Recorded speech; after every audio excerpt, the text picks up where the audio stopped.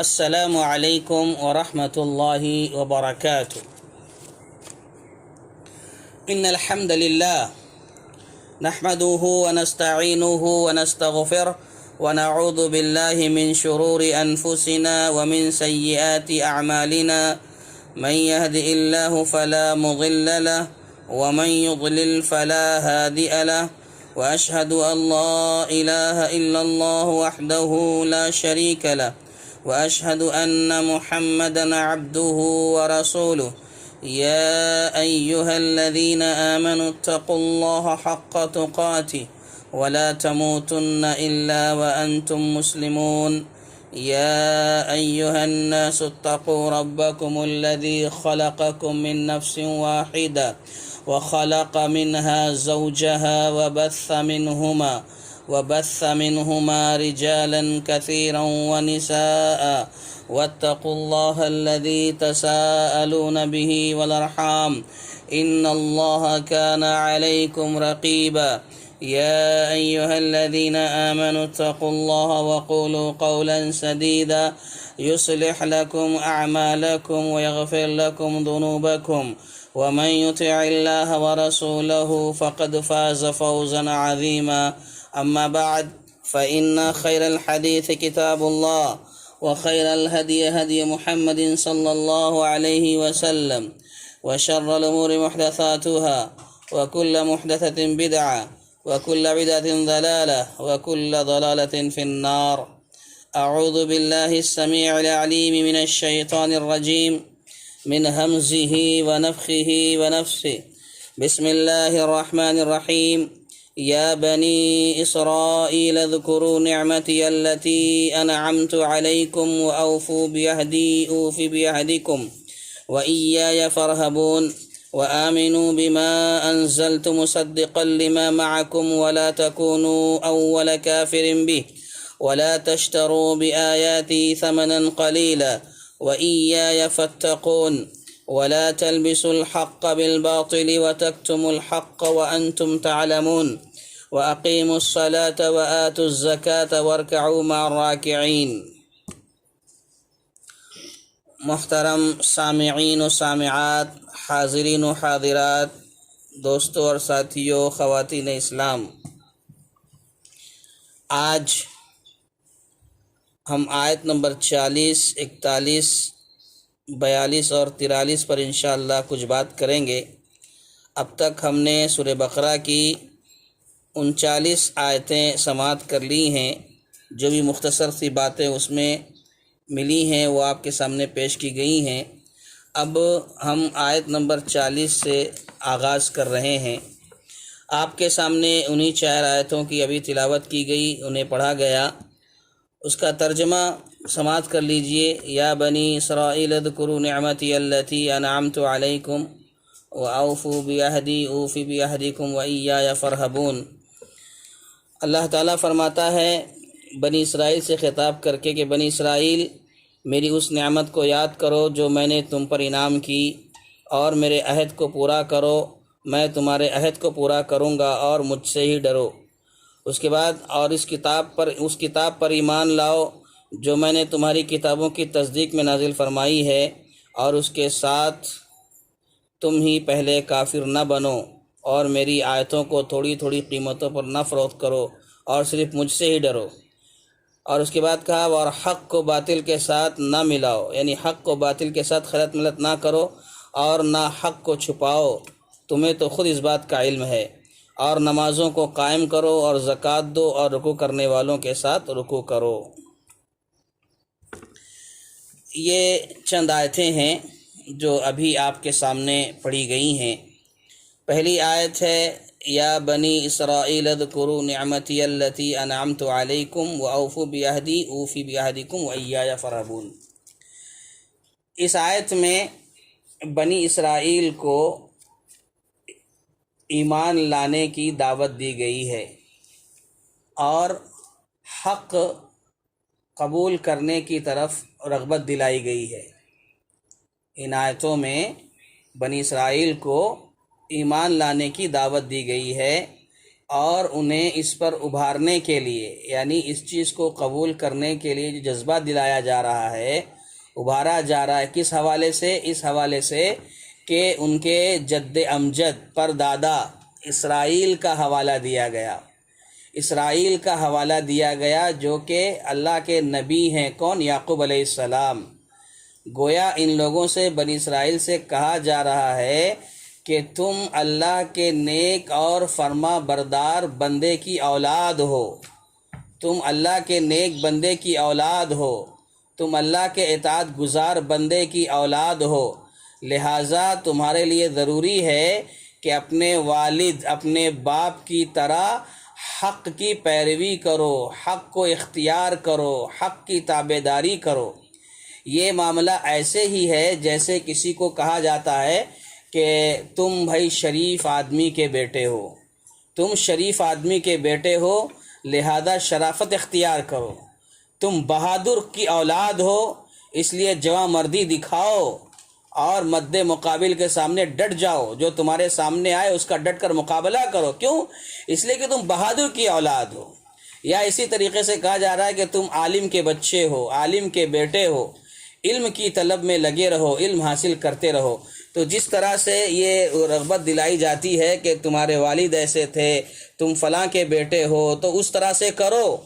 تو ایسے ہی یہاں بنی اسرائیل کو ابھارا جا رہا ہے، بنی اسرائیل کو بتایا جا رہا ہے ان کے پردادا جد امجد اسرائیل کا حوالہ دے کر کے کہ وہ تمہارے پردادا، تمہارے باپ دادا کون تھے؟ اللہ کے نیک بندے تھے۔ تو لہٰذا تمہیں بھی چاہیے کہ اپنے باپ کی طرح نیک بنو، حق کو قبول کرو، حق کی تابعداری کرو۔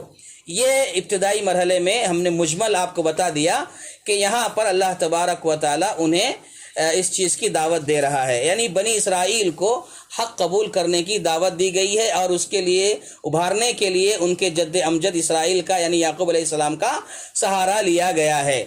اب دیکھیے، یا بنی اسرائیل اذکروا نعمتی التی انعمت علیکم، کہ بنی اسرائیل میری اس نعمت کو یاد کرو جو میں نے تم کو دی، تم پر انعام کیا۔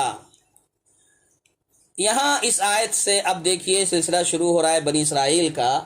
اس سے پہلے کی آیات میں آدم علیہ السلام کی تخلیق کا ذکر آیا، اور پھر اس کے بعد جو ہے ابتدا میں تمام انسانوں کو خطاب کر کے بلایا گیا اللہ کی طرف، اور پھر یہاں سے اب خصوصیت کے ساتھ سارے لوگوں سے ہٹ کر اب یہاں سے خطاب جو ہے عام لوگوں سے ہٹ کر بنی اسرائیل کی طرف ہو گیا ہے۔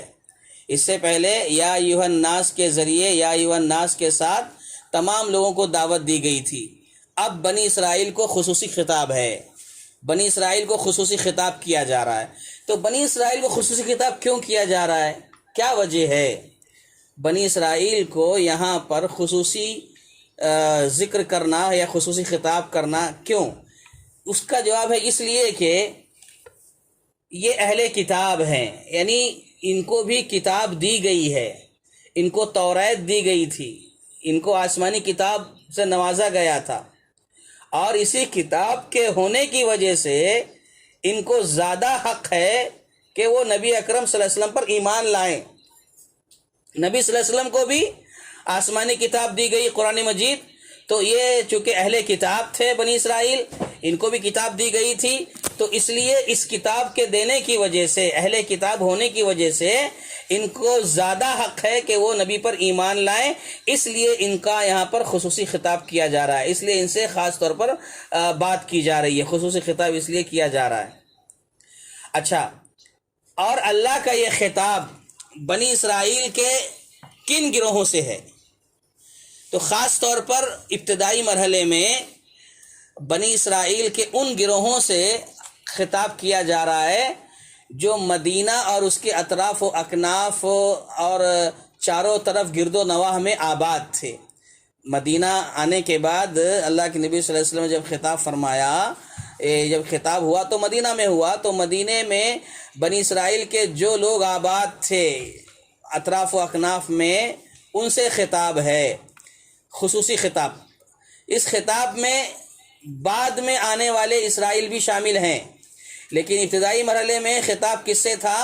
مدینہ اور اس کے اطراف و اکناف میں جو رہنے والے بنی اسرائیل تھے ان سے تھا، البتہ بعد میں آنے والے سارے اسرائیل بھی اس میں شامل ہیں، لہذا اس حیثیت سے یہ خطاب جو ہے عام ہے، یعنی سب اس میں شامل ہو جائیں گے۔ اچھا، اسرائیل کا معنی کیا ہے؟ اسرائیل کا معنی کیا ہے؟ اسرائیل کا معنی ہے عبداللہ، اللہ کا بندہ، یہ اسرائیل کا معنی ہے۔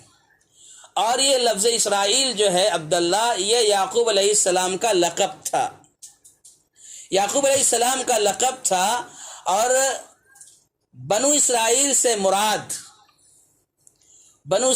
مراد ان کی اولاد ہے یا یہودی قوم ہے جن کے لیے توریت کو نازل کیا گیا۔ بنی اسرائیل کا معنی ہوتا ہے، اسرائیل کا معنی اللہ کا بندہ عبداللہ، اور بنی من اولاد، تو اللہ کے بندے کی اولاد، بنی اسرائیل اللہ کے بندے کی اولاد، یعنی یعقوب علیہ السلام کا لقب تھا اسرائیل، تو یعقوب علیہ السلام کی اولاد مراد ہے۔ یعقوب علیہ السلام کے کل 12 بیٹے تھے، یعقوب علیہ السلام کے کل 12 بیٹے تھے، جس میں یہود کے 12 قبیلے بنے، اور ان 12 قبیلوں میں بکثرت یعنی کثرت سے انبیاء و رسول بھیجے گئے۔ ان 12 بیٹوں میں ایک بیٹے کا نام یہودا تھا، اسی نسبت سے بنی اسرائیل کو یہودی بھی کہا جاتا ہے، تو بنی اسرائیل کہا ہی جاتا ہے ان کو، اور خاص طور پر ایک بیٹے کا نام یہودا تھا، تو اسی کی طرف نسبت کر کے ان کو یہودی بھی کہا جاتا ہے۔ اور یہ لوگ یہودی اپنے دور میں، یہ بنی اسرائیل اپنے دور میں بڑی معزز قوم تھی، بڑی محترم قوم تھی۔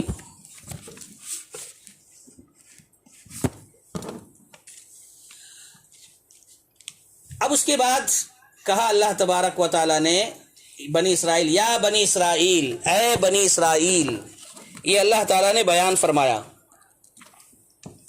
اس کے بعد کہا اذکروا نعمتی التی انعمت علیکم،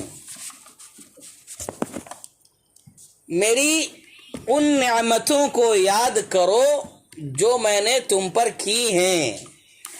تم پر کی سے مراد آبا و اجداد پر کی، یعنی تمہارے باپ دادا جو گزر چکے ان پر جو انعامات کی ہیں، ان انعامات کی تم کیا کرو، ان انعامات کو تم یاد کرو، ان نعمتوں کو تم یاد کرو۔ اب ان نعمتوں سے مراد کیا ہے؟ ان نعمتوں میں تمام نعمتیں شامل ہیں، جملہ طور پر، من جملہ جو ہے ساری نعمتیں جو اللہ تعالیٰ کی طرف سے عطا کی گئیں، ساری نعمتیں اجمالی طور پر شامل ہیں۔ البتہ یہاں نعمتوں کو یاد کرنے سے مراد کیا ہے، یہ ایک سوال ہے۔ نعمتوں کو یاد کرنے سے مراد یہاں پر یہ ہے کہ دل میں ان کی نعمتوں کا اعتراف ہو، دل میں ان نعمتوں کا اعتراف کرنا، اور اسی طریقے سے زبان سے ان کی تعریف کرنا، نعمتوں کی زبان سے تعریف کرنا، اور اپنے اعضاء و جوارح کے ذریعے سے ان نعمتوں کو ایسی جگہ استعمال کرنا جہاں اللہ پسند کرتا ہے، اس سے راضی ہوتا ہے۔ یہ نعمتوں کو یاد کرنے کا معنی اور مطلب ہے جو مفسرین اہل علم ذکر کرتے ہیں۔ یہاں پر ایک غور طلب بات یہ ہے، مفسرین نے لکھا ہے، خاص طور پر شیخ صالح عثیمین لکھتے ہیں کہ اللہ کی نعمتوں کا جو یہاں حوالہ دیا جا رہا ہے، اس سے معلوم ہوتا ہے کہ اللہ کی نعمتوں کا حوالہ دے کر بندوں کو نصیحت کرنا، بندوں کو سمجھانا، یہ دعوت کے وسائل میں سے ہے، دعوت کے ذرائع میں سے ہے، کہ جب نعمتوں کا تذکرہ کیا جاتا ہے، نعمتوں کا حوالہ دیا جاتا ہے، تو اس سے کیا ہوتا ہے، دعوت دینا آسان ہو جاتا ہے، اللہ کا پیغام سنانا آسان ہو جاتا ہے، اور اس سے حق قبول کرنے کا سامنے والے کے اندر ایک جذبہ پیدا ہو جاتا ہے، جب اسے پتہ چلتا ہے کہ ہاں یہ نعمتیں سب ہیں۔ جیسے خود اللہ تبارک و تعالیٰ نے ابتدائی مرحلے میں کیا کہا، یا ایھا الناس اعبدوا ربکم الذی خلقکم والذین من قبلکم لعلکم تتقون۔ یہاں اللہ نے جب دعوت دی قبول اللہ کو رب ماننے کی جب دعوت دی تو وہاں پر اللہ نے اپنی نعمتوں کا تذکرہ کیا. الذی جعل لکم الارض فراشا والسماء بناء، کہ آسمان بنایا، آسمان کو چھت بنایا، بارش برسائی آسمان سے، فلا فلا فلا جو چیزیں ہم نے آیت نمبر 21-22 میں پڑھی ہیں. میں وہی ذکر کر رہا ہوں کہ یہ بھی ایک نصیحت ہے. انعامات کو ذکر کر کے نصیحت کرنا، تو اس سے فائدہ یہ ہوتا ہے کہ سامنے والا قبول کر لیتا ہے، اس کے قبول کرنے میں آسانی ہوتی ہے. تو گویا یہ نعمتوں کا حوالہ دینا یہ دعوت کے وسائل میں سے ہے، دعوت کے ذرائع میں سے ہے. اچھا، اب یہاں پر دیکھیں اذکروا نعمتی التی انعمت علیکم کی بات یہاں پر ہو گئی. اب اس کے بعد جو لفظ آیا ہے وہ اوفوا بعہدی اوفی بعہدکم، اوفوا بعہدی اوفی بعہدکم، اور میرے عہد کو پورا کرو، میں تمہارے عہد کو پورا کروں گا اور مجھی سے ڈرو. وَإِيَّايَ فَارْهَبُونَ. اس آیت کریمہ میں عہد کی تفصیل تو نہیں ہے، یہاں پر بس جملہ ایک اجمالی طور پر ذکر کر دیا گیا ہے کہ میرے عہد کو پورا کرو. اس کی تفصیل کہاں ہے؟ اس کی تفصیل سورہ مائدہ میں ہے. اس کی تفصیل اللہ تعالیٰ نے سورہ مائدہ میں ذکر کی ہے، عہد کی تفصیل، کہ تم میرے عہد کو پورا کرو، میں تمہارے عہد کو پورا کروں گا. تو سورہ مائدہ کی اس آیت میں جو آیت نمبر 125 ہے، اس میں اللہ تبارک و تعالی نے اپنے عہد کو بھی ذکر کیا ہے اور ان کے عہد کو بھی ذکر کر دیا ہے. کیا ہے؟ وَلَقَدْ أَخَذَ اللَّهُ مِيثَاقَ بَنِي إِسْرَائِيلَ وَبَعَثْنَا مِنْهُمْ 10 نَقِيبًا وَقَالَ اللَّهُ إِنِّي مَعَكُمْ لَئِنْ أَقَمْتُمُ الصَّلَاةَ وَآتَيْتُمُ الزَّكَاةَ وَآمَنْتُمْ بِرُسُلِي وَعَزَّرْتُمُوهُمْ وَأَقْرَضْتُمُ اللَّهَ قَرْضًا حَسَنًا. یہاں تک اللہ تبارک و تعالی نے یہ ذکر کیا ہے کہ ان سے کیا عہد و پیمان لیا گیا تھا، انہوں نے کیا عہد کیا تھا. کیا عہد کیا تھا اس کا تذکرہ کہا. وَلَقَدْ أَخَذَ اللَّهُ مِيثَاقَ بَنِي إِسْرَائِيلَ، اور اللہ نے بنی اسرائیل سے عہد لیا. اللہ نے بنی اسرائیل سے عہد لیا. کیا عہد لیا؟ وَبَعَثْنَا مِنْهُمْ 10 نَقِيبًا، اور عہد تو لیا اور ان میں ہم نے 12 سردار مقرر کیے. اللہ کہہ رہا ہے. اس کے بعد کہا، اللہ نے فرمایا انی معاکم، کہ میں تمہارے ساتھ ہوں. اللہ نے بنی اسرائیل سے جب عہد لیا تو دیکھو ایک تو 12 سردار مقرر کیے اور اللہ نے ان سے کہا میں تمہارے ساتھ ہوں. اب عہد کیا تھا اس کا تذکرہ آگے آ رہا ہے. کہا لئن اقمتم الصلاۃ، اگر تم نماز قائم کرتے رہو گے، وآتیتم الزکاۃ، اور زکوٰۃ دیتے رہو گے. کیا کہا؟ لئن اقمتم الصلاۃ، اگر تم نماز قائم کرتے رہو گے، وآتیتم الزکاۃ، اور زکوٰۃ دیتے رہو گے، وآمنتم برسلی، اور فرمایا میرے رسولوں پر ایمان لاؤ گے، ایمان لاؤ گے، وعزرتموہم، اور ان کی عزت کرو گے، یعنی رسول کی عزت اور توقیر کرو گے. میرے رسول جو آئیں گے رسولوں کی عزت کرو گے، توقیر کرتے رہو گے. وَأَقْرَضْتُمُ اللَّهَ قَرْضًا حَسَنًا، اور اللہ تعالیٰ کو قرض حسنہ دیتے رہو گے. یہاں تک جو ہے عہد لیا گیا کس سے؟ بنی اسرائیل سے. اب اللہ تعالیٰ کا عہد کیا ہے؟ اللہ نے کہا میرے عہد کو پورا کرو، میں تمہارے عہد کو پورا کروں گا. یعنی جو تم نے عہد لیا تھا نماز قائم کرنے کا، زکوٰۃ دینے کا، رسولوں پر ایمان لانے کا، رسولوں کی تکریم کرنے کا، قرض حسنہ کا، یہ جو عہد و پیمان، یہ عہد جو تم نے لیا تھا اس کو تم پورا کرو گے تو میں اپنا عہد پورا کروں گا. اللہ کا عہد کیا ہے؟ لَأُكَفِّرَنَّ عَنْكُمْ سَيِّئَاتِكُمْ وَلَأُدْخِلَنَّكُمْ جَنَّاتٍ تَجْرِي مِنْ تَحْتِهَا الْأَنْهَارُ. اللہ کا عہد یہ ہے کہ میں تمہارے سارے گناہوں کو بخش دوں گا، دور کر دوں گا. اور کہا تمہیں ایسے جنتوں میں داخل کروں گا جس کے نیچے نہریں بہہ رہی ہوں گی. پھر تم میں سے جس نے اس کے بعد کفر کیا وہ سیدھے راستے سے بھٹک گیا. یہاں پر دیکھیے عہد ذکر کیا اللہ تعالیٰ نے، وَأَوْفُوا بِعَہْدِی أُوفِ بِعَہْدِکُم، کہ تم میرے عہد کو پورا کرو، میں تمہارے عہد کو پورا کروں گا. تو بنی اسرائیل نے جو عہد لیا تھا، نماز قائم کرنا، زکوٰۃ دینا، رسولوں پر ایمان لانا، ان کی عزت کرنا، قرض حسنہ، یعنی 5 چیزوں کا عہد بنی اسرائیل نے لیا تھا۔ اور اللہ تبارک و تعالی نے کہا کہ جب یہ تم عہد کو پورا کرو گے تو میں بھی اپنے عہد کو پورا کروں گا۔ اور وہ عہد اللہ کا کیا ہے کہ میں تمہارے گناہوں کو تم سے ختم کر دوں گا، دور کر دوں گا، تمہیں ایسے باغات میں داخل کروں گا جس کے نیچے نہریں جاری ہیں، نہریں بہ رہی ہیں۔ تو گویا یہ یا بنی اسرائیل اذکروا نعمتی التی انعمت علیکم واوفوا بعہدی اوف بعہدکم وایای فارہبون، یہاں تک بات ہو گئی۔ تو بنی اسرائیل نے اس اقرار کو قبول تو کر لیا تھا، وعدہ تو کر لیا تھا، عہد و پیمان تو کر لیا تھا، لیکن بعد میں اس پر قائم نہیں رہے۔ اب آگے کی آیت دیکھیے، وَآمِنُوا بِمَا أَنزَلْتُ مُصَدِّقًا لِمَا مَعَكُمْ وَلَا تَكُونُوا أَوَّلَ كَافِرٍ بِهِ وَلَا تَشْتَرُوا بِآيَاتِي ثَمَنًا قَلِيلًا وَإِيَّايَ فَاتَّقُونِ، اور اس کتاب پر ایمان لاؤ۔ وَآمِنُوا، اس کتاب، بِمَا أَنزَلْتُ مُصَدِّقًا لِمَا مَعَكُمْ، اس کتاب پر ایمان لاؤ جو میں نے تمہاری کتابوں کی تصدیق میں نازل فرمائی ہے۔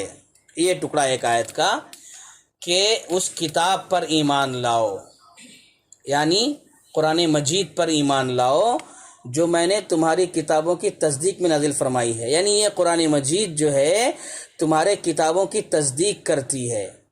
اب یہاں پر تصدیق کے حوالے سے ایک بات ذکر کر رہے ہیں مفسرین نے، بڑی پیاری بات بتائی ہے کہ قرآن مجید کا توریت اور دیگر آسمانی کتابوں کی تصدیق کرنا، یہ کہتے ہیں کہ 3 طریقوں سے ہو سکتا ہے۔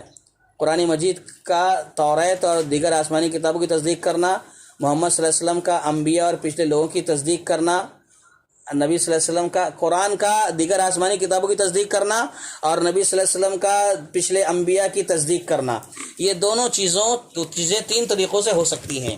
تصدیق کی جو بات کی گئی ہے اس کو ذرا بغور سماعت فرمائیں، بہت اہم نکتہ ہے اور بڑی اہم بات ہے کہ قرآن مجید جو تصدیق کرتا ہے دیگر آسمانی کتابوں کی، اور اسی طریقے سے نبی صلی اللہ علیہ وسلم جو تصدیق کرتے ہیں دیگر انبیاء کرام کی، تو یہ 3 طریقوں سے ہو سکتا ہے۔ پہلا طریقہ یہ ہے کہ جو انبیاء سابقین ہیں، پچھلے انبیاء نے قرآن اور رسول اللہ صلی اللہ علیہ وسلم کے متعلق پیشن گوئی کی تھی۔ پہلا طریقہ بتا رہے ہیں کہ جو پچھلے انبیاء تھے ان انبیاء نے قرآن اور رسول اللہ صلی اللہ علیہ وسلم کے متعلق پیشن گوئی کی تھی، ان کے بارے میں خبر دی تھی، قرآن کے بارے میں خبر دی تھی، رسول اللہ علیہ وسلم کے بارے میں خبر دی تھی پچھلے انبیاء کرام نے، تو انہوں نے جیسی خبر دی تھی ویسا ہی ہوا۔ تصدیق کا پہلا طریقہ کیا ہے کہ انبیاء نے قرآن اور رسول اللہ علیہ وسلم کے حوالے سے جو پیشن گوئی کی اور ان کے بارے میں جو خبر دی ویسا ہی ہوا، ویسی جیسی خبر دی تھی ویسا ہی ہوا۔ اس طرح خبر دینے میں ان کی سچائی ثابت ہو گئی، تو یہ کہا جا رہا ہے کہ مصدقا لما معکم وآمنوا بما انزلت مصدقا لما معکم، کہ ہم نے جو نازل کیا ہے اس پر ایمان لاؤ جو تصدیق کرتی ہے۔ تو تصدیق ایک شکل یہ ہو گئی کہ انبیاء کرام نے جو قرآن اور رسول اللہ علیہ وسلم کے حوالے سے پیشن گوئی کی تھی کہ آگے چل کر کے ایک آسمانی کتاب نازل ہوگی، ایک نبی آنے والا ہے، جو انہوں نے پیشن گوئی کی تھی وہ پوری کی پوری ویسی ہوئی، سچ ثابت ہوئی۔ تو یہ ایک طریقہ ہوا تصدیق کا۔ دوسرا طریقہ وہ یہ ہے کہ نبی صلی اللہ علیہ وسلم نے بتایا کہ وہ سچے انبیاء تھے اور ان پر کتابیں اتاری گئیں، یعنی خود نبی صلی اللہ علیہ وسلم نے بتایا، کیا بتایا کہ جو پچھلے انبیاء گزر گئے وہ سچے تھے، ان پر جو کتابیں اتاری گئیں اس کی بھی بات کی۔ اس طرح گویا نبی صلی اللہ علیہ وسلم نے انہیں سچا کہا، انبیاء کو سچا کہا جو گزر گئے، اور ان کے اوپر جو کتابیں نازل ہوئی ان کے بارے میں کہا وہ سچے تھے، بلکہ ان کے سچے ہونے پر نبی صلی اللہ علیہ وسلم گواہ ہیں، نبی صلی اللہ علیہ وسلم بھی گواہ ہیں۔ تو پتہ چلا کہ یہ بھی ایک تصدیق کا طریقہ ہے کہ محمد صلی اللہ علیہ وسلم نے تصدیق کی اس بات کی کہ جو انبیاء گزرے وہ سچے تھے، جو کتابیں نازل ہوئی وہ سچی تھیں. تو یہ طریقہ ہے تصدیق کا، یہ بھی ایک واضح کیا مفسرین نے. ایک تیسرا طریقہ تصدیق کا کہ انبیاء کہ ان کی کتابوں میں، یعنی پچھلے انبیاء کے کتابوں میں توحید کا ذکر موجود ہے، آخرت کا ذکر موجود ہے، اسی طریقے سے دیگر عقائد کے احکام و مسائل کا ذکر موجود ہے. تو بالکل اسی طرح جس طرح ان کی کتابوں میں موجود تھا، نبی صلی اللہ علیہ وسلم نے، محمد صلی اللہ علیہ وسلم نے ان سب کی موافقت کی، اس کی تائید کی. اس طرح گویا کیا کہا جا رہا ہے کہ جو پچھلی کتابوں میں ذکر کی گئی چیزیں ہیں، ہاں، اس پر ایمان لانے میں اتفاق ہے. یعنی ان چیز یہاں پر بھی نبی صلی اللہ علیہ وسلم پر جو کتاب نازل ہوئی اس کے اندر بھی ہے، نبی صلی اللہ علیہ وسلم نے جو تعلیم دی اس میں بھی توحید کا ذکر ہے، آخرت کا ذکر ہے، عقائد کا ذکر ہے. تو گویا نبی صلی اللہ علیہ وسلم نے تصدیق کی، اتفاق کیا ان کی تعلیمات پر. تو اس 3 طریقوں سے تصدیق ہوتی ہے قرآن مجید کی اور پچھلے انبیاء کرام کی، محمد صلی اللہ علیہ وسلم کی توریت کی. یعنی قرآن مجید کا، توریت کا، دیگر آسمانی کتابوں کو تصدیق کرنا اور نبی صلی اللہ علیہ وسلم کا پچھلے انبیاء کی تصدیق کرنا، یہ 3 طریقوں سے ہوتا ہے. وہ 3 طریقے میں نے آپ کے سامنے رکھے. وَآمِنُوا بِمَا أَنزَلْتُ مُصَدِّقًا لِمَا مَعَكُمْ، کہ ایمان لاؤ اس چیز پر جس کو میں نے نازل کیا ہے، جو کیا کرتی ہے، تمہاری کتابوں کی تصدیق کرتی ہے. آمنوا بما انزلت، اور ایمان لاؤ اس پر جو میں نے نازل کیا. اس سے مراد جیسے میں نے کہا قرآن مجید ہے. اس پر ایمان لاؤ جو میں نے نازل کیا، اس سے مراد کیا ہے؟ قرآن مجید ہے. جو اللہ نے، قرآن مجید کو اللہ نے کس پر نازل کیا؟ رسول اکرم صلی اللہ علیہ وسلم پر نازل فرمایا. اب یہاں دیکھیے ایک بات، آمنو کہا جا رہا ہے، کس سے کہا جا رہا ہے؟ یہ بنی اسرائیل سے کہا جا رہا ہے.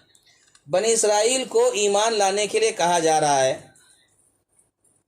تو حدیث کے اندر اللہ کے نبی صلی اللہ علیہ وسلم نے یہ بیان فرمایا ہے کہ اہل کتاب بنی اسرائیل کے ایمان لانے کی جو بات ہے، کہا ہے کہ وہ ایمان اگر لا لیتے تو ان کو دوہرا اجر ہے.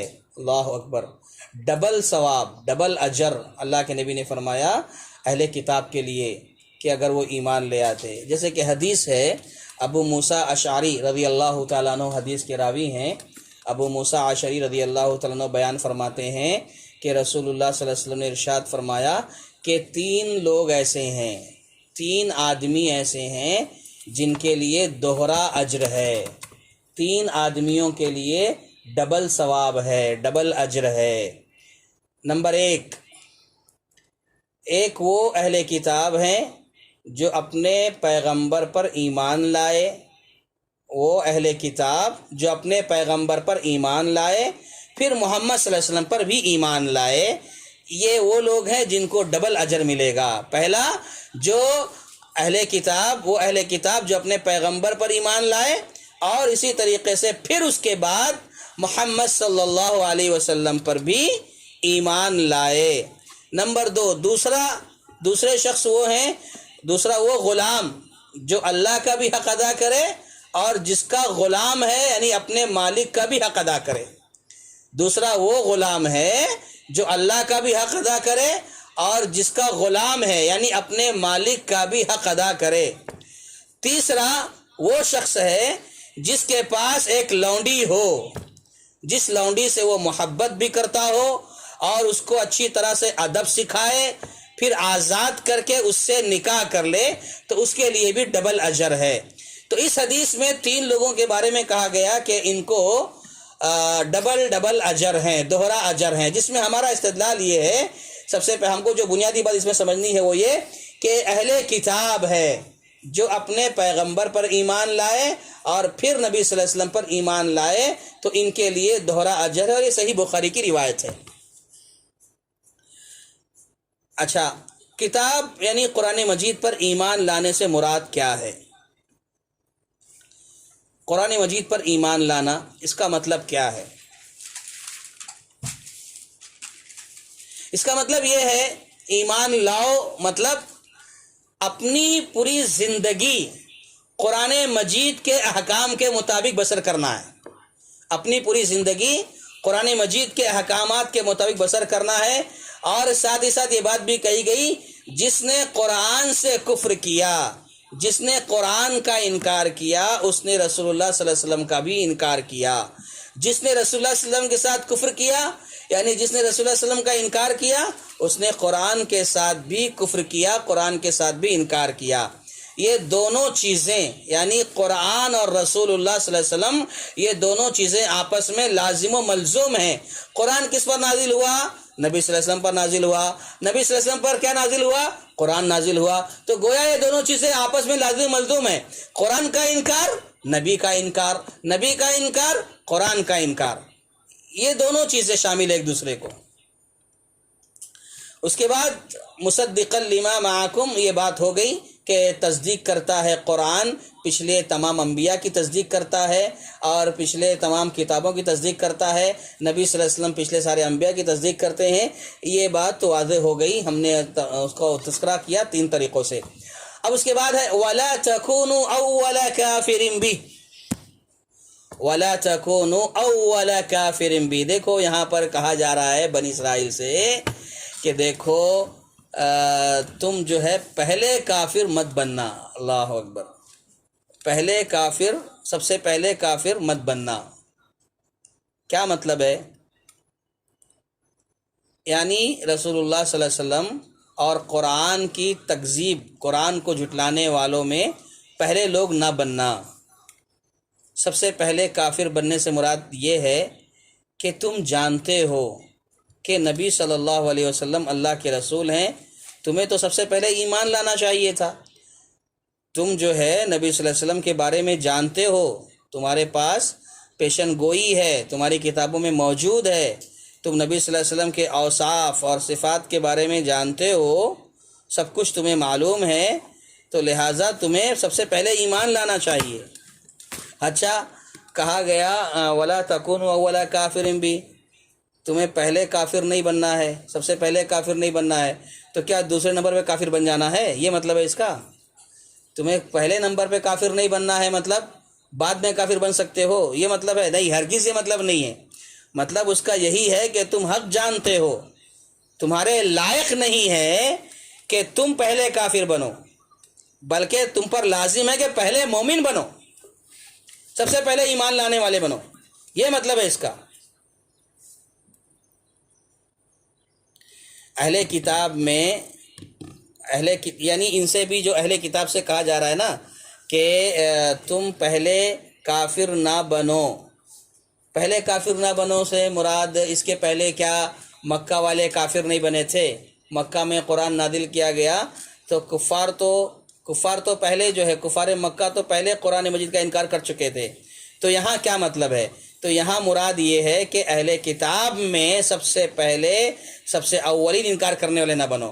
کافر تو پہلے مکہ میں انکار کر چکے تھے، اور آپ سے جو کہا جا رہا ہے، بنی اسرائیل سے جو کہا جا رہا ہے کہ بنی اسرائیل کے اندر تم سب سے پہلے انکار کرنے والے نہ بنو، ورنہ کیا ہوا تھا؟ مکے میں تو انکار کر چکے تھے۔ مدینہ منورہ کے جو یہودی ہیں، مدینہ منورہ کے یہودی بنی اسرائیل میں تم پہلے لوگ ایسے نہ بنو جو انکار کرنے والے ہوں۔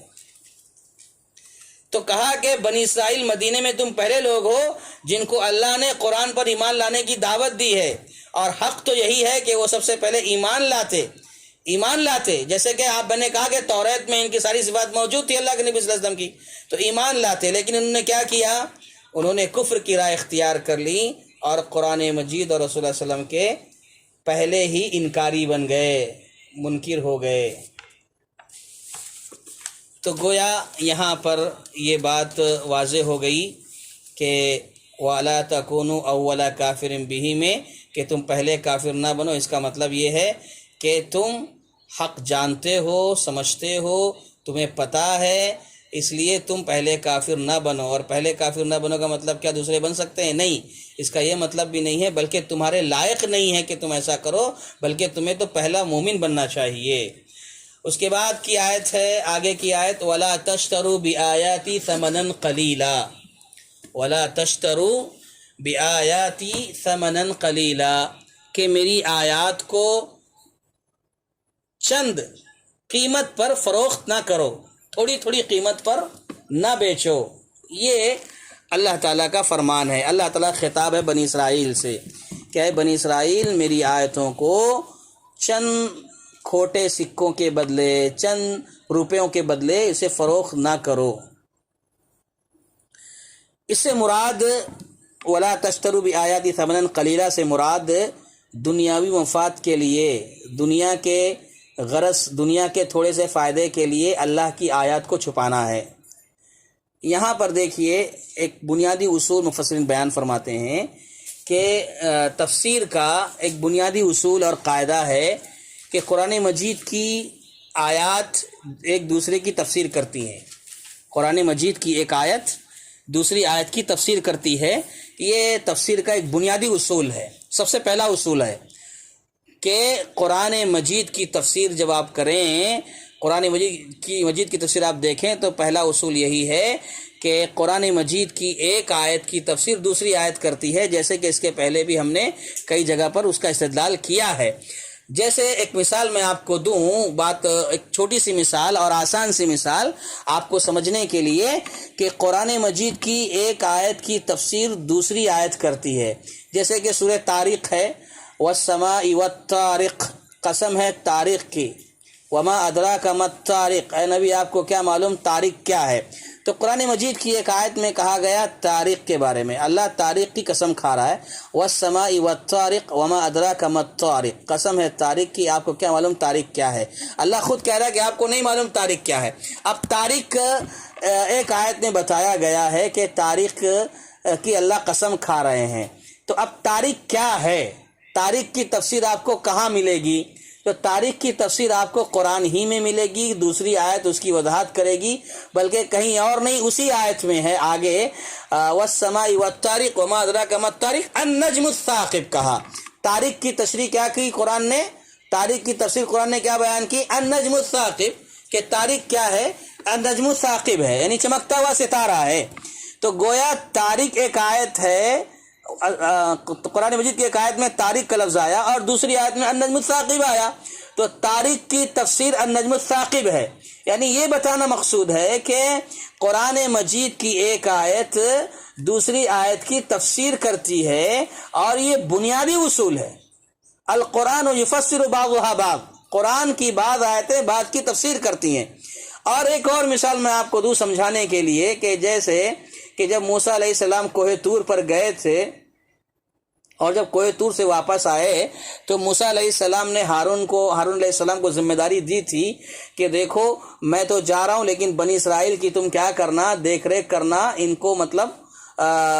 کو مطلب بھٹکنے مت دینا، یہ مطلب ذمہ داری دے کر گئے تھے موسیٰ علیہ السلام۔ اور جب موسیٰ علیہ السلام واپس آئے تو کیا دیکھتے ہیں کہ ان لوگوں نے ایک بچڑا بنا لیا ہے اور بچڑے کی پرستش کرنے لگے ہیں۔ تو موسیٰ علیہ السلام کو سخت غصہ آیا اور اپنے بھائی ہارون کی داڑھی پکڑ کر سخت ڈانٹ پلائی، ڈانٹنے ڈپٹنے لگے۔ تو ہارون علیہ السلام نے کہا کہ اے میرے بھائی مجھے چھوڑ دو، میں نے ایسا کیوں کیا؟ ایک جملہ کہتے ہیں انی خشیت ان تقول فرقت بین بنی اسرائیل، کہ اے میرے بھائی مجھے چھوڑ دو، انی خشیت ان تقول فرقت بین بنی اسرائیل، کہ مجھے یہ ڈر ہو گیا کہ کہیں ایسا نہ ہو کہ بنی اسرائیل کے اندر پھوٹ پڑ جائے، بنی اسرائیل جو ہے آپس میں ٹکڑے ٹکڑے ہو جائیں، انتشار ان کے اندر پیدا ہو جائے۔ تو موسیٰ علیہ السلام نے ان کو چھوڑ دیا۔ تو یہاں پر کیا یہ بات معقول ہے کہ اگر اختلاف ہو تو شرک کو برداشت کیا جا سکتا ہے؟ کیونکہ انہوں نے شرک کیا نا، اور شرک ہو رہا تھا۔ ہارون علیہ السلام نے کیا جواب دیا کہ مجھے یہ ڈر ہوا کہ یہ لوگ آپس میں انتشار کر لیں گے اور اختلاف میں پڑ جائیں گے۔ تو کیا اختلاف کو ختم کرنے کے لیے شرک کو برداشت کیا جائے گا؟ یہی مطلب اس کا نہیں۔ تو اس آیت کی تفسیر انی خشیت ان تقول فین فرقت بنی اسرائیل، اس آیت کی تفسیر دوسری آیت میں ہے۔ وہاں پر کیا جواب دیا گیا ہے؟ ہارون علیہ السلام نے کہا تھا کہ قریب تھا کہ یہ لوگ مجھے قتل کر دیتے، یعنی ان کا یہ جواب تھا کادوا یقتلوننی، کہ میں ان کو روک رہا تھا لیکن مجھے ڈر یہ ہو گیا کہ میری جان کا خطرہ مجھے محسوس ہونے لگا۔ تو اب ظاہر بات ہے کہ شریعت نے تعلیم دی ہے کہ اگر جان کا خطرہ محسوس ہو تو وہاں پر اگر دل تمہارا مطمئن ہے تو تم جو ہے شرکیہ جملے استعمال کر سکتے ہو، جیسے کہ حدیث سے پتہ چلتا ہے۔ تو بہرحال میں کہنا چاہ رہا ہوں کہ یہاں پر جو آیت آئی ہے اس کی تفسیر دوسری آیت کرتی ہے۔ تو قرآن مجید کا یہ تفسیر کا ایک سسٹم ہے، ایک نظام ہے اور بنیادی اصول ہے کہ قرآن مجید کی ایک آیت دوسری آیت کی تفسیر کرتی ہے۔ اب وَلَا تَشْتَرُوا بِآيَاتِ ثَمَنًا قَلِيلًا ہم جو بات کر رہے ہیں کہ میری آیتوں کو تھوڑی تھوڑی قیمت پر مت بیچو، فروخت مت کرو، تو اس کی تفسیر بھی دوسری آیتوں میں آئی ہے۔ وہ اصل مجھے بتانا ہے آپ کو۔ وَلَا تَشْتَرُوا بِآيَاتِ ثَمَنًا قَلِيلًا کہاں اس کی تفسیر آئی ہے؟ سورہ بقرہ میں آئی ہے۔ اللہ تعالیٰ فرماتا ہے ان الذين يكتمون ما انزل الله من الكتاب ويشترون به ثمنا قليلا اولئك ما ياكلون في بطونهم الا النار ولا يكلمهم الله يوم القيامة ولا يزكيهم ولهم عذاب أليم أولئك الذين اشتروا الضلالة بالهدى والعذاب بالمغفرة فما أصبرهم على النار۔ سورہ بقرہ کی آیت نمبر 174 ہے، جس میں اللہ تعالیٰ نے بیان فرمایا کہ یقیناً جو لوگ چھپاتے ہیں، کس چیز کو چھپاتے ہیں؟ جو اللہ نے کتاب میں سے اتارا ہے، جو اللہ نے کتاب میں سے نازل کیا ہے اس کو چھپاتے ہیں۔ وَيَشْتَرُونَ بِهِ ثَمَنًا قَلِيلًا اور اس کے بدلے تھوڑی قیمت حاصل کر لیتے ہیں۔ اس کے بدلے، چھپانے کے بدلے کیا کرتے ہیں؟ تھوڑی قیمت حاصل کرتے ہیں، یعنی اللہ کی نازل کردہ آیات کو کیا کر رہے تھے؟ یہ لوگ چھپا رہے تھے، اور مقصد کیا تھا؟ وَيَشْتَرُونَ بِهِ ثَمَنًا قَلِيلًا اس کے ذریعے یہ کیا کرتے تھے؟ تھوڑے سے پیسے حاصل کر لیتے تھے، ہاں تھوڑے سے اس کے بدلے میں قیمت حاصل کرتے ہیں۔ تو اللہ تعالیٰ فرماتا ہے اولئک ما یاکلون فی بطونہم الا النار ایسا کرنے والے یہ لوگ اپنے پیٹ میں صرف آگ بھر رہے ہیں، آگ کھا رہے ہیں، یعنی آگ بھر رہے ہیں اپنے پیٹ میں۔ ولا یکلمہم اللہ یوم القیامہ اور ان کو سخت وارننگ دی گئی، ان کو سخت وہی سنائی جا رہی ہے۔ کیا سنائی جا رہی ہے؟ کہ ایک تو یہ پیٹ میں آگ بھر رہے ہیں، اور اللہ ان سے قیامت کے دن بات نہیں کرے گا، اور نہ اللہ ان کا تزکیہ کرے گا، اللہ انہیں پاک نہیں کرے گا۔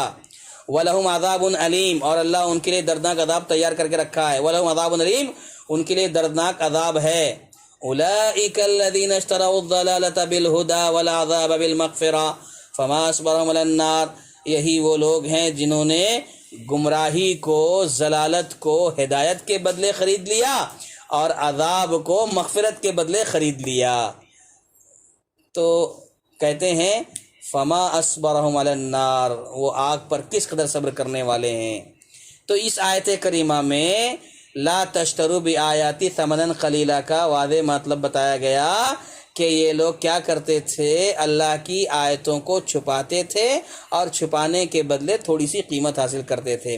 سورہ آل عمران میں بھی اس کی تھوڑی سی وضاحت ہے۔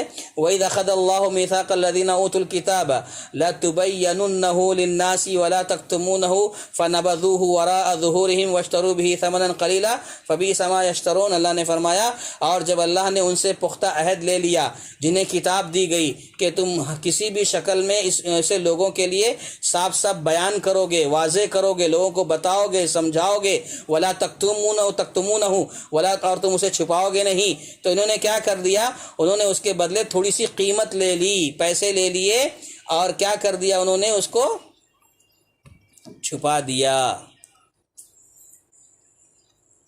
اب یہاں پر بتانا یہ ہے کہ یہ لوگوں نے کیا کیا؟ اللہ تبارک و تعالیٰ کا جو فرمان تھا، جو آیتیں تھیں، اس کو چھپاتے رہے، اور اس کے بدلے دنیا خریدتے رہے۔ تو دنیا حاصل کرنا، دنیا کی خاطر، دنیا کے لیے آدمی کیا کر رہا ہے؟ اللہ کی آیتوں کو بیچ رہا ہے۔ اللہ اکبر، اللہ کی آیتوں کا سودا کر رہا ہے دنیا کی خاطر۔ اللہ کے حکم کو بدلنا بھی اس میں شامل ہے، دنیا کی خاطر اللہ کے حکم کو بدلنا بھی اس میں شامل ہے، اور وہ لوگ بھی اس میں شامل ہیں جو رشوت لے کر فتویٰ دیتے ہیں، ان کے مطلب کا فتویٰ دیتے ہیں، رشوت لیتے ہیں، پیسے لیتے ہیں اور فتویٰ دیتے ہیں ان کے مطلب کا، یعنی اللہ کے احکام کو بدلتے ہیں۔ اللہ اکبر، دنیا کے لیے علم حاصل کرتے ہیں قرآن کا، جیسے کہ اللہ کے نبی صلی اللہ علیہ وسلم نے ایک حدیث میں واضح طور پر بیان فرمایا، من طلب علما مما يبتغي به وجه الله لا يريد الا ان ينال عرضا من الدنيا لم يرى رائحة الجرائحة الجنہ، کہ جو شخص علم حاصل کرتا ہے کس کے لیے؟ دنیا کے لیے، دنیا کو پانے کے لیے، دنیا دین کا سودا کرے گا، قرآن کی آیتوں کو بیچے گا، تو اللہ تعالیٰ اللہ کے نبی صلی اللہ علیہ وسلم فرماتے ہیں کہ وہ جنت کی خوشبو بھی نہیں پائے گا۔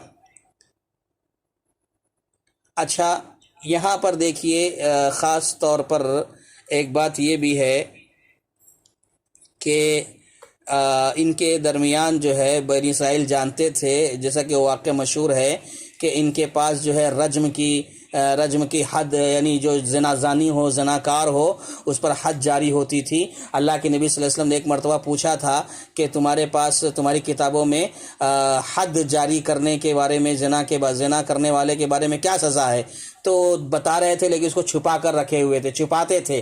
ایک واقعہ تو یہ مشہور ہی ہے، تو اس طرح وہ لوگ چھپا کر کے کچھ سودا کرتے تھے۔ تو یہی بات بتائی جا رہی ہے، وَلَا تَشْتَرُوا بِآيَاتِي ثَمَنًا قَلِيلًا، کہ تم نے میری آیتوں کو تھوڑی تھوڑی قیمت پر بیچنے کی کوشش کی ہے، ایسا مت کرو۔ اب یہاں پر ایک بات اور، ایک اور چیز، ایک نقطہ یہاں پر اس آیت کے حوالے سے مفسرین ذکر کرتے ہیں کہ قرآنی آیات کو بیچنا جائز نہیں ہے، درست نہیں ہے۔ تو کہیں یہاں پر ایک یہ مسئلہ یہ نکالتے ہیں کہ جیسے کتاب و سنت کی کوئی تعلیم دے رہا ہے، مدرسے چلتے ہیں، مدارس چلتے ہیں، اور مدارس چلانے والے جو اساتذہ ہوتے ہیں، ٹیچر ہوتے ہیں، جو قرآن کی تعلیم دیتے ہیں، حدیث کی تعلیم دیتے ہیں، اور اس کے بدلے میں وہ اجرت لیتے ہیں، وہ معاوضہ لیتے ہیں، پیسہ لیتے ہیں، تو کیا یہ اس میں شامل ہے؟ لا تشتروا بآیاتی ثمنا قلیلا میں کیا یہ بھی شامل ہے؟ تو کہا کہ نہیں، اس آیت سے کتاب و سنت کی تعلیم پر اجرت حاصل کرنا، اس سے اس کا کوئی تعلق نہیں ہے، بلکہ معاملہ تو یہ ہے کہ یہ اجرت کسی غلط کام پر نہیں ہے، بلکہ ایک نہایت پاکیزہ محنت پر ہے، ایک پاکیزہ محنت ہے، پاک محنت ہے، اس پر اجرت لینا کوئی غلط نہیں ہے۔ نبی صلی اللہ علیہ وسلم نے فرمایا، ان احق ما اخذتم علیہ اجرا کتاب اللہ، سب سے زیادہ حق چیز، سب سے زیادہ سچی چیز جس پر تم اجرت لے سکتے ہو، وہ اللہ کی کتاب ہے۔ یہ اللہ کے نبی صلی اللہ علیہ وسلم کا فرمان ہے، صحیح بخاری کی روایت، ان احق ما اخذتم علیہ اجرا کتاب اللہ، سب سے زیادہ سچی، بہتر، حق چیز جس پر تم اجرت لے سکتے ہو، یعنی پاکیزہ اجرت تمہاری کہی جائے گی، وہ کس پر ہے؟ اللہ کی کتاب پر ہے، اللہ کی کتاب ہے، اس پر تم اجرت لے سکتے ہو۔ اب جیسے کہ ایک دلیل اور بھی کہ اللہ کے نبی صلی اللہ علیہ وسلم نے چند صورتوں کی تعلیم کے بدلے کہ تم چند صورتیں یاد کرا دو، حفظ کرا دو، اس کے بدلے ایک صحابی سے ایک خاتون کا نکاح کرا دیا اللہ کے نبی صلی اللہ علیہ وسلم نے۔ تو دیکھیے یہ وہاں شامل نہیں ہے، لا تشتروا بآیاتی ثمنا قلیلا میں داخل نہیں ہے۔ اچھا، اب یہاں پر ایک بات یہ کہ تھوڑی قیمت کا کہا گیا نا، لا تشتروا بآیاتی ثمنا قلیلا، کہ میری آیات کو تھوڑی تھوڑی قیمت پر فروخت نہ کرو، یعنی چند روپے کے لیے اس کو مت بیچو۔ تو اس کا کیا مطلب ہے؟ کیا اس کا مطلب یہ نہیں کہ زیادہ قیمت لے لو، تھوڑی قیمت میں مت بیچو، زیادہ قیمت ملتی ہے تو بیچ دو، کیا یہ مطلب ہے اس کا؟ نہیں، یہ مطلب نہیں ہے، بلکہ اس کا مطلب یہ ہے کہ آیات الہی، اللہ کی آیات کے بدلے میں پوری دنیا بھی اگر ملے تو یہ متاع قلیل ہے، تھوڑا سا سامان ہے۔ اللہ تعالیٰ نے دنیا کے بارے میں فرمایا، قل متاع الدنیا قلیل، کہہ دو کہ دنیا کا سامان تو بہت تھوڑا ہے، یعنی پوری دنیا کی قیمت، پوری دنیا کا ساز و سامان، اگر اسے دے کر کے پوری دنیا کا ساز و سامان دے کر کے قرآنی آیت کو بیچنا، کہا اسی کو تھوڑا کہا ہے۔ پوری دنیا تھوڑی ہے، متاع الدنیا قلیل، دنیا کا ساز و سامان بہت تھوڑا ہے۔ تو اس کا مطلب یہ نہیں ہے کہ زیادہ قیمت ملے گی تو بیچ سکتے ہیں، نہیں، بلکہ یہ اس لیے کہا گیا ہے کہ پوری دنیا بھی اگر بیچی جائے تو وہی قلیل ہے۔ وَإِيَّايَ فَاتَّقُونَ، اور صرف مجھ سے ہی ڈرو اور میرے سوا کسی سے نہ ڈرو، کیونکہ جب تم صرف اللہ سے ڈرو گے تو یہ چیز تمہارے اندر کیا کرے گی؟ اللہ کا تقوی پیدا کرے گی۔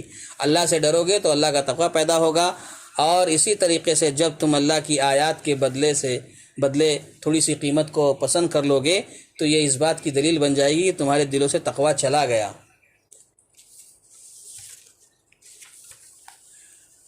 اللہ تعالیٰ سے ڈرنے کی بات کی جا رہی ہے، تو اللہ تعالیٰ سے ڈرنے کا کیا فائدہ ہے اور نقصان کیا ہے؟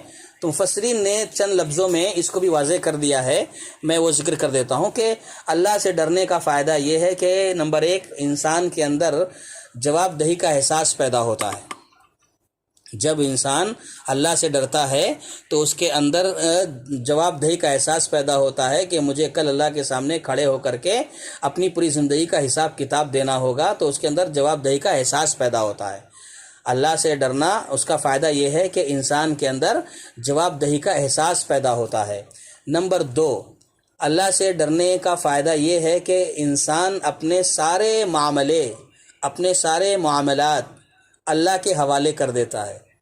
اللہ سے ڈرتا ہے تو اس کا فائدہ یہ ہوتا ہے کہ وہ پھر کیا ہو جاتا ہے، اپنے سارے معاملے کو اللہ کے حوالے کر دیتا ہے۔ اب نفع ہوگا نقصان ہوگا اسے کوئی ٹینشن نہیں، سارے معاملے اللہ کے حوالے کر دیتا ہے۔ اور تیسرا فائدہ یہ ہوتا ہے کہ ڈرنے کا فائدہ یہ ہوتا ہے کہ اس کی نیکیوں میں اللہ اضافہ کرتا ہے اور وہ برے کاموں سے بچتا ہے۔ نیکیوں میں اضافہ ہوتا ہے اور برے کاموں سے بچتا ہے۔ اور اسی طریقے سے چوتھا فائدہ یہ بتایا کہ لوگوں سے اچھا رویہ اختیار کرتا ہے۔ 4 فائدے یہاں ذکر کیے ہیں کہ انسان کے اندر جواب دہی کا احساس پیدا ہوتا ہے، انسان اپنے سارے معاملے کو اللہ کے حوالے کر دیتا ہے، اور نمبر 3، نیکیوں میں اضافہ کرتا ہے، برے کاموں سے بچتا ہے، اور اسی طریقے سے لوگوں سے اچھا رویہ اختیار کرتا ہے۔ یہ اللہ سے ڈرنے کا فائدہ اسے دنیا میں حاصل ہوتا ہے۔ اسی طریقے سے اللہ سے اگر آدمی بے خوف ہو جائے، اللہ سے نہ ڈرے، تو اس کا نقصان کیا ہوتا ہے؟ اس کا نتیجہ کیا ہوتا ہے؟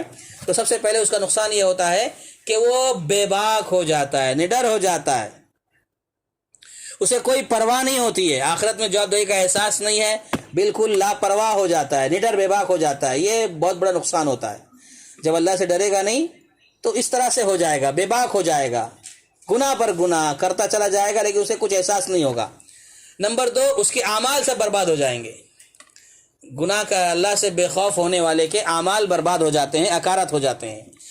نمبر 3، وہ ظلم کرنے میں لگ جاتا ہے، اس کی زندگی میں ظلم ہی ظلم ہوتا ہے، جو اللہ کا خوف نہیں پیدا کرتا اپنے اندر۔ نمبر 4، اللہ کے بندوں کے حقوق کو ادا نہیں کرتا ہے۔ اللہ کا خوف نہیں ہے تو اللہ کے بندوں کے حقوق بھی ادا نہیں کرے گا۔ اچھا، اس کے بعد ہم آگے بڑھ رہے ہیں، تیسری آیت، وَلَا تَلْبِسُوا الْحَقَّ بِالْبَاطِلِ وَتَكْتُمُوا الْحَقَّ وَأَنْتُمْ تَعْلَمُونَ، اور حق کو باطل کے ساتھ خلط ملت نہ کرو۔ یعنی دیکھیے کہ بنی اسرائیل سے خطاب کرے کہا گیا کہ تم اس نعمت کو یاد کرو جو میں نے تم پر کی ہیں، عہد کو پورا کرو، اور اسی طریقے سے ایمان لاؤ جو تم نازل کی گئی تمہارے اوپر میری طرف سے، اور پہلے کافر نہ بن جاؤ، میری آیتوں کو تھوڑی قیمت کے بدلے مت بیچو۔ یہ جو نصیحتیں اللہ کر رہا ہے، اس کے بعد کہہ رہا ہے وَلَا تَلْبِسُوا الْحَقَّ بِالْبَاطِلِ وَتَكْتُمُوا الْحَقَّ، ان کا ایک جرم بتایا جا رہا ہے، وَأَنْتُمْ تَعْلَمُونَ، کہ تم حق کو باطل کے ساتھ خلط ملت نہ کرو اور نہ حق کو چھپاؤ، تمہیں تو خود اس بات کا علم ہے۔ اب یہاں دیکھیے تھوڑی سی وضاحت یہاں پر کرنی ہے، میرے خیال میں وقت ہمارا تیزی سے آگے بڑھ رہا ہے اور شاید 4 آیتیں مکمل نہ ہو پائیں، پھر بھی جو ہو جائیں۔ وَلَا تَلْبَسُوا الْحَقَّ بِالْبَاطِلِ، حق کو باطل کے ساتھ نہ ملاؤ۔ تلبیس کے اصل معنی ہوتے ہیں ستر الشیء، کسی چیز کو ڈھانپ لینا، یہ تلبیس کا معنی ہوتا ہے۔ اور تلبیس کا جو لفظ ہے نا، تلبسو کا جو لفظ ہے، یہ لبسہ سے نکلا ہے، لام با سین، لبسہ لبس سے ماخوذ ہے، اور معنی خلط ملت کرنا۔ لبس کپڑے پہننے کو بھی کہتے ہیں نا، تو لبسہ یلبسو نے کپڑا پہننا ہوتا ہے، تو جب کپڑا پہنا جاتا ہے تو وہ کپڑا کیا کرتا ہے، بدن کو ڈھانک دیتا ہے۔ میں نے کہا نا تلبیس کا اصل معنی کیا ہوتا ہے، ستر الشیء، کسی چیز کو ڈھانپ دینا۔ تو جب کپڑا پہنا جاتا ہے تو بدن ڈھانک دیتا ہے۔ اسی طرح باطل کو حق کے اوپر چڑھا دیتے ہیں، کیا کرتے ہیں، باطل کو حق کے اوپر چڑھا دیتے ہیں تو حق چھپ جاتا ہے اور باطل نظر آ جاتا ہے۔ تو کہا وَلَا تَلْبِسُوا الْحَقَّ بِالْبَاطِلِ، تم حق کو باطل کے ساتھ نہ ضم کرو، نہ ملاؤ، یعنی تم حق پر باطل کو نہ چڑھاؤ۔ وَتَكْتُمُوا الْحَقَّ وَأَنْتُمْ تَعْلَمُونَ، اور حق کو چھپاتے ہو تمہیں خود اس کا علم ہے۔ اس آیت کریمہ میں یہودیوں سے کہا جا رہا ہے کہ دیکھو دنیا کے حقیر سے فائدے کے لیے، دنیا کی تھوڑی سی لذت کے لیے، تھوڑے سے منافع کے لیے حق کو مت چھپاؤ۔ اور وہ حق کیا تھا؟ وہ حق کیا تھا؟ حق کی تشریح کیا ہے؟ لا تلبسوا الحق، حق کیا تھا؟ حق یہی تھا کہ یہودی جانتے تھے کہ نبی امی آنے والے ہیں، نبی صلی اللہ علیہ وسلم کے بارے میں وہ جانتے تھے کہ ایک نبی امی آنے والے ہیں۔ ان کی کتابوں میں، کسی کتابوں میں، یہودیوں کی کتابوں میں اس کی واضح نشانیاں موجود تھیں، وہ ساری چیزیں جانتے تھے۔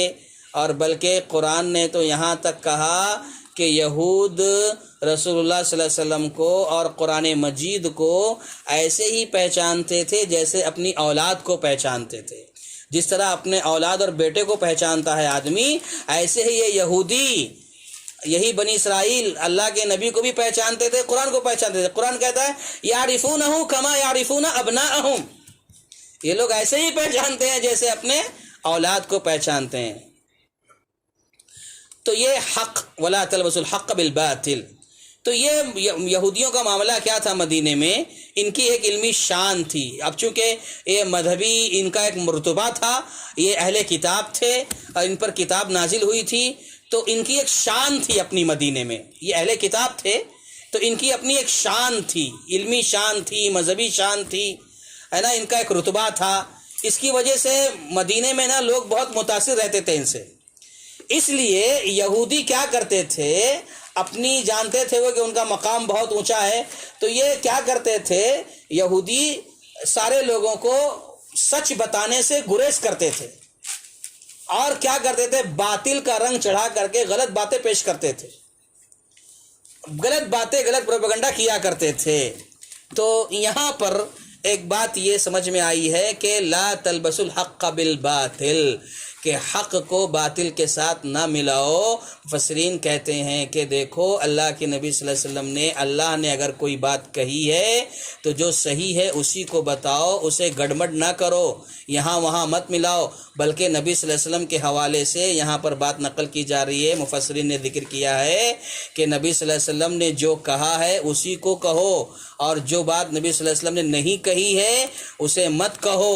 جیسے کہ سلمہ ابن اکوع رضی اللہ تعالیٰ عنہ بیان فرماتے ہیں کہ نبی صلی اللہ علیہ وسلم نے ارشاد کہا، میں نے سنا رسول اللہ علیہ وسلم کو فرماتے ہوئے، سلمہ ابن اکوع کہتے ہیں کہ من تقول علی ما لم اقل فلیتبوأ مقعدہ من النار، کہ رسول اللہ صلی اللہ علیہ وسلم نے فرمایا کہ میرے نام سے جو شخص وہ بات کہے جو میں نے نہیں کہی ہے تو وہ اپنا ٹھکانہ جہنم میں بنا لے، وہ جہنم میں جائے گا۔ اور یہ بھی بخاری کی روایت ہے۔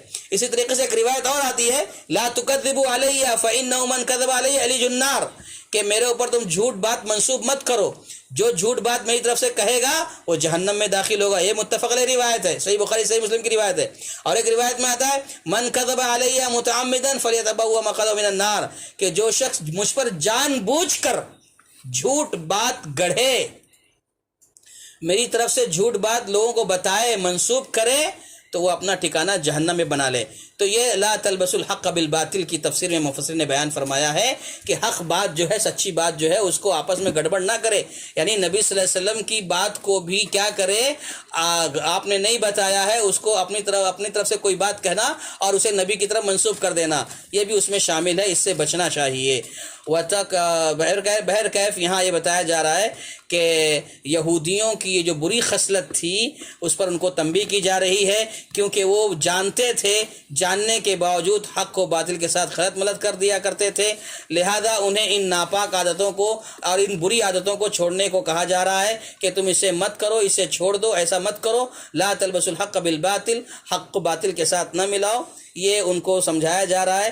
اور کھول کھول کر بیان کرنے کی ہدایت کی جا رہی ہے کہ جو باتیں تمہارے کو بتائی گئی ہیں اللہ کی طرف سے، تمہارے نبی کی طرف سے، اسے کھول کھول کر بیان کرو۔ اور ساتھ ہی ساتھ ایک تفسیر اس کی یہاں پر بھی بیان کی گئی ہے کہ یہودیت اور نصرانیت کی بدعات کو اسلام کی تعلیم کے ساتھ نہ ملاؤ، لا تلبسوا الحق بالباطل، حق و باطل کے ساتھ نہ ملاؤ۔ ایک تفسیر امام مجاہد رحمۃ اللہ علیہ نے یہ کی ہے کہ یہودیت اور نصرانیت کی جو بدعات و خرافات ہیں اس کو اسلام کی تعلیم کے ساتھ نہ ملاؤ۔ تو بہرحال اللہ نے ان کو دو چیزوں سے منع کیا، ایک حق و باطل میں خلط ملط کرنا، اور دوسرا جو ہے کتمان حق کرنا، حق بات کو چھپانا، اس سے منع کیا۔ اللہ تعالیٰ نے بنی اسرائیل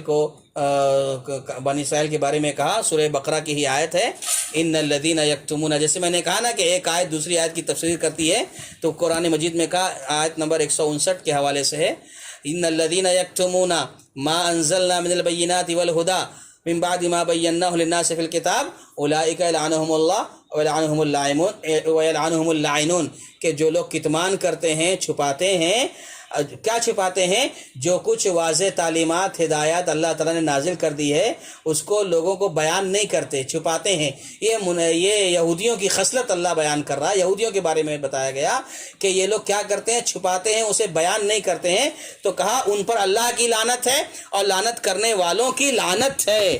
تو یہ کیا کرتے تھے؟ چھپایا کرتے تھے، بعض دفعہ جو واضح تعلیمات ہوتی تھی اس کو بیان نہیں کرتے تھے، چھپاتے تھے۔ اس آیت کے تعلق سے دیکھیے صحابہ کرام کے اندر جو ہے نا اللہ کا خوف اس طرح بسا ہوا تھا کہ ابو ہریرہ بیان فرماتے ہیں کہ لوگ کہتے ہیں کہ ابو ہریرہ بہت زیادہ حدیثیں بیان کرتا ہے، لوگ کہتے ہیں کہ ابو ہریرہ بہت زیادہ حدیثیں بیان کرتا ہے۔ تو ابو ہریرہ کہتے ہیں اگر قرآن مجید میں یہ دو آیات نہ ہوتی، کون سی دو آیات؟ یہی ان الذین یکتمون ما انزلنا من البینات والہدی من بعد ما بیناہ للناس فی الکتاب اولئک یلعنہم اللہ ویلعنہم اللاعنون الا الذین تابوا واصلحوا وبینوا فاولئک اتوب علیہم وانا التواب الرحیم۔ کہتے ہیں کہ ابو ہریرہ رضی اللہ تعالیٰ عنہ کہ اگر قرآن مجید میں یہ دو آیتیں نہ ہوتی، یہ دو آیتیں، تو میں تمہیں کچھ بھی بیان نہیں کرتا، میں بھی تمہیں کچھ بھی بیان نہیں کرتا۔ بس اللہ کا ڈر، اللہ کا خوف کہ کتمان کرنے والوں کی کتمان کرنے کی وجہ سے اللہ کی لعنت ہوتی ہے، اس ڈر سے میں نے تمہیں بیان کر دیا ہے، ورنہ میں بیان نہیں کرتا۔ اور ساتھ ہی ساتھ اسی میں اس کو بھی جوڑ لیجئے جس میں اللہ کے نبی صلی اللہ علیہ وسلم نے معاذ رضی اللہ تعالیٰ عنہ کو اپنی سواری کے پیچھے، اپنی گدی کے پیچھے بٹھا کر کہا تھا کہ اللہ کا حق بندوں پر، بندوں کا حق اللہ پر کیا ہے یہ تمہیں پتہ ہے۔ یہ بتانے کے بعد اللہ کے نبی صلی اللہ علیہ وسلم نے جب خوشخبری سنائی تھی تو معاذ رضی اللہ تعالیٰ عنہ نے کہا تھا اللہ کے نبی صلی اللہ علیہ وسلم کیا میں یہ لوگوں کو بتا دوں، لوگوں کو خوشخبری سنا دوں؟ تو آپ نے کہا تھا لا تبشرہم، تم ان کو مت بتاؤ۔ تو ابو معاذ رضی اللہ تعالیٰ عنہ نے اس حدیث کو بیان نہیں کیا تھا، لیکن معاذ رضی اللہ تعالیٰ عنہ کہتے ہیں کہ اپنی زندگی کے آخری مرحلے میں اس ڈر سے کہ کہیں میں کتمان حق کا مرتکب نہ ہو جاؤں، اللہ اور نبی کی باتوں کو چھپانے والا مجرم نہ بن جاؤں، اس وجہ سے میں نے اپنے آخری ایام میں اس کو بیان کر دیا، اس حدیث کو بیان کر دیا جس کو ہم پڑھا کرتے ہیں کہ حق اللہ للعباد، اللہ کا حق بندوں پر یہ ہے، بندوں کا حق اللہ پر یہ ہے، جو ہم پڑھتے ہیں اس حدیث کو معاذ رضی اللہ تعالیٰ عنہ نے اپنی زندگی پر نہیں بتایا بلکہ اپنے آخری مرحلے میں بتایا۔ تو کہنے کا مطلب یہ ہے کہ جو صفت بیان کی گئی ہے یہودیوں کی بیان کی گئی ہے، اور یہودیوں سے کہا جا رہا ہے لا تکتموا الحق، لا تلبسوا الحق بالباطل وتکتموا الحق، حالانکہ تم جانتے ہو سب کچھ، اس لیے تم ایسے کام مت کرو۔ اللہ تبارک و تعالی انہیں یہ سمجھا رہا ہے۔ تو بہرحال یہاں پر جو اب تک ہم نے دیکھی ہیں یہ بنی اسرائیل یہودیوں کی جو خصلتیں ہیں، ان کی جو بری عادتیں ہیں، یہ اللہ تعالیٰ بیان فرما رہا ہے۔ میں نے سوچا یہ تھا کہ ایک اور آیت بھی آپ کے سامنے پیش کروں گا، لیکن وقت ہمارا ختم ہو چکا ہے، اسی لیے میں اسی پر اپنی گفتگو ختم کرتے ہوئے اللہ سے دعا کر رہا ہوں کہ اللہ تبارک و تعالی ہم جو کچھ بھی قرآن مجید کی آیتوں کو سن رہے ہیں، سلف صالحین کی تفسیر کی روشنی میں سمجھ رہے ہیں، اللہ تبارک و تعالی ہم کو پوری طرح سے سمجھنے اور اس کے ساتھ ساتھ عمل کی توفیق عطا فرمائے۔ آمین وآخر دعوانا ان الحمد للہ رب العالمین۔ السلام علیکم ورحمۃ اللہ وبرکاتہ۔